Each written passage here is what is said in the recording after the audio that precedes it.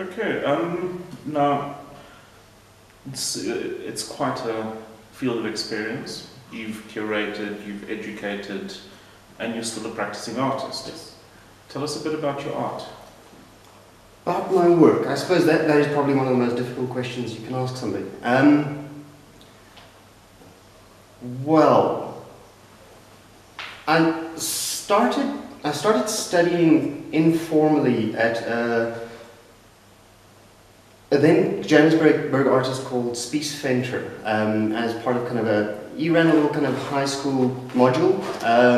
I wasn't in high school at that point, but I decided to join as a kind of an extension of my interest in literature.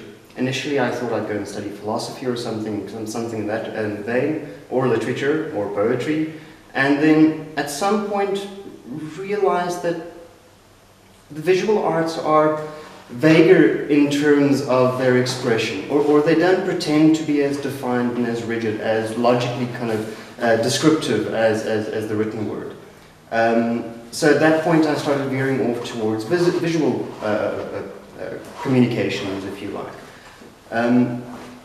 My own art, I suppose, maybe kind of stressing some of the prominent and consistent interests in terms of artists that have influenced me, artists that I like to think have influenced me. I'd say Marcel Duchamp and Joseph Beuys specifically. Beuys, definitely while I was a student, as I became quite interested in the notion of social sculpture, the notion of an art that has an active role in terms of how it interacts with the social, the individual body at the same time. And then Marcel Duchamp, I suppose, as he is defined or a component of a very age-old tradition of rogues, of individuals that don't quite fit any specific category. So I would say people like Alfred Jarry, people like Raymond Roussel.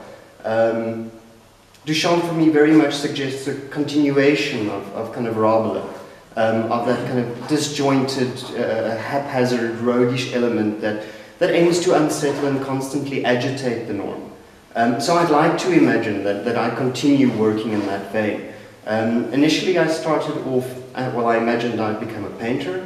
Around about second year or so, I accidentally stumbled on mixed media as found articles started making their way into my painting, and then very, very quickly from there worked, despite studying painting at that point, jumped into mixed media and assemblage more specifically. Since that time, since my student times, I think I've always kind of jumped across multiple media. So I think in the couple of years that I've become, or that I've been exhibiting significantly more, people have very much associated my name, if they associate me with anything at all, with the collages that I've been making. But for me personally, they very much define a very small, bit of operation on my side, which was largely defined or directed by a lack of space and a lack of materials available. Okay. Now, in terms of being disruptive, the rogue, and language, talk about that in your own work a little bit. Well, I as a member of the Dead Bunny has only seen the collages. Okay. So talk to us about that element in the collages specifically.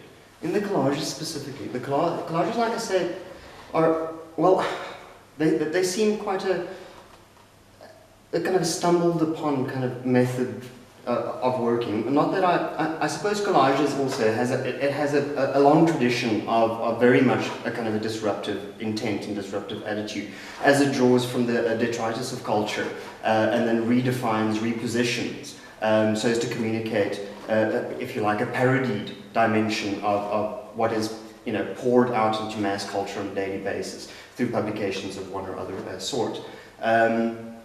So the collages, I think, since the specific body of collages are largely drawn from a series of publications from the 1890s.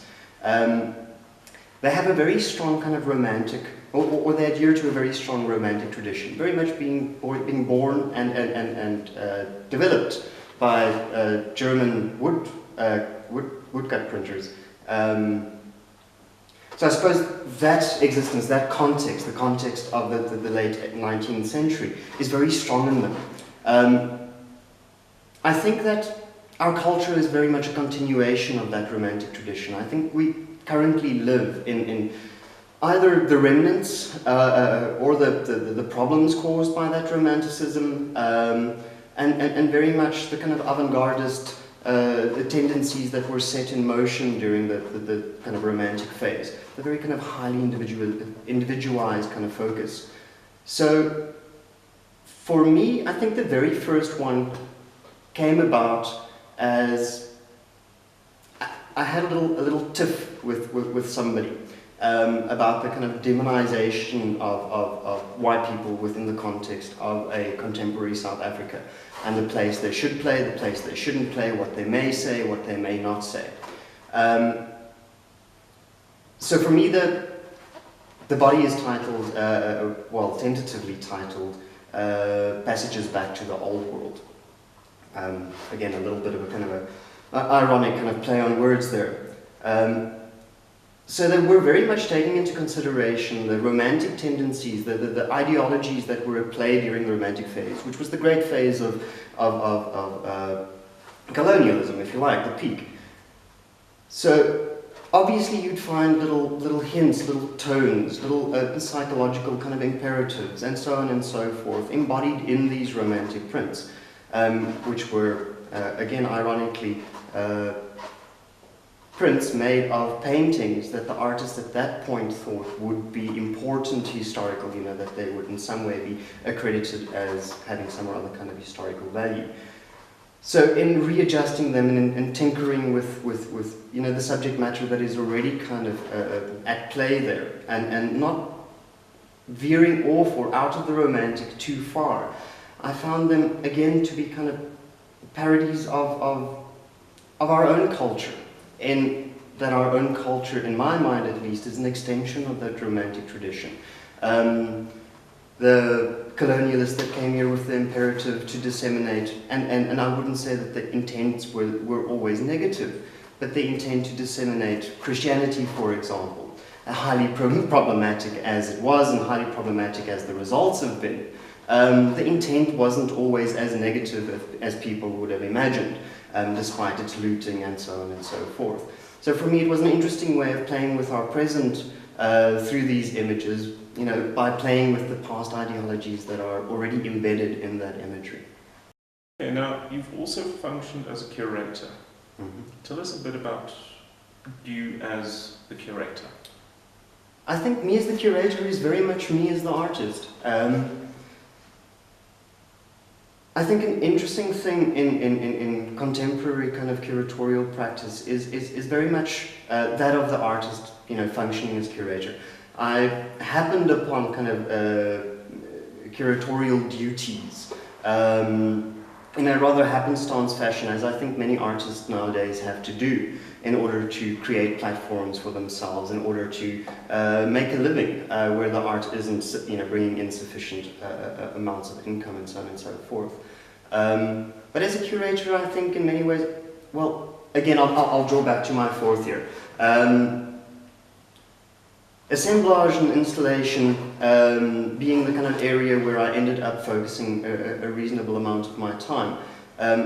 I think curatorial practice is quite intertwined with that, as you work with, again, with marks and textures and tones, not necessarily of your own creation, but as an assemblage artist, I'm quite familiar with not working with things I've necessarily made myself. So you deal with meanings that are already present, lines that are already present, and so on and so forth. And curatorial practice as an extension of artistic practice is then quite concomitant in that you treat the space as a canvas, if you like. You have works communicate with each other, sometimes in a disrupted fashion, and other times in a kind of affirmative or reaffirming kind of approach. So yeah, it's been a kind of a natural, seamless, you know, kind of exploit, if you like, another one of Dr. Faustrol's exploits. Okay, now you've moved up from the Eastern Cape to Johannesburg. what are you doing in Johannesburg? What am I doing in Johannesburg? Yet to see, I suppose. The intent at this point is, well, I've started working at Priest, a small gallery that lives in Johannesburg, Jan Smuts Avenue in Rosebank, and I think the intent is for me to kind of take ownership of the space to some extent, and attempt to push it into a kind of a fighting underdog status. Not entirely sure how we're going to get there, or where we're going exactly, but starting to put the foundations in place at least so that a direction can be chosen. So I suppose my activities here will be curatorial, and then also, yeah, as a practicing artist.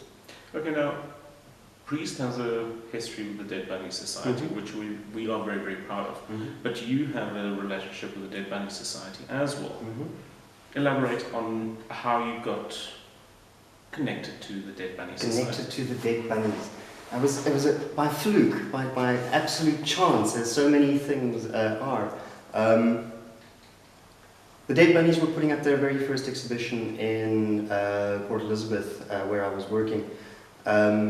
I'd had a couple of works framed for an exhibition that was coming up later that year, and Under Culture Contemporary, which is where the Dead Bunnies were putting together their first exhibition, was at that time an agent of mine.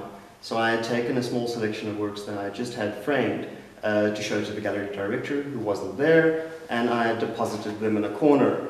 The Dead Bunnies had then, as one would expect artists to do, scrounged through them and I suspect found something they like. And since then, yeah, we've worked together, well, at least they've asked me to contribute to exhibitions quite consistently through the course of the last year.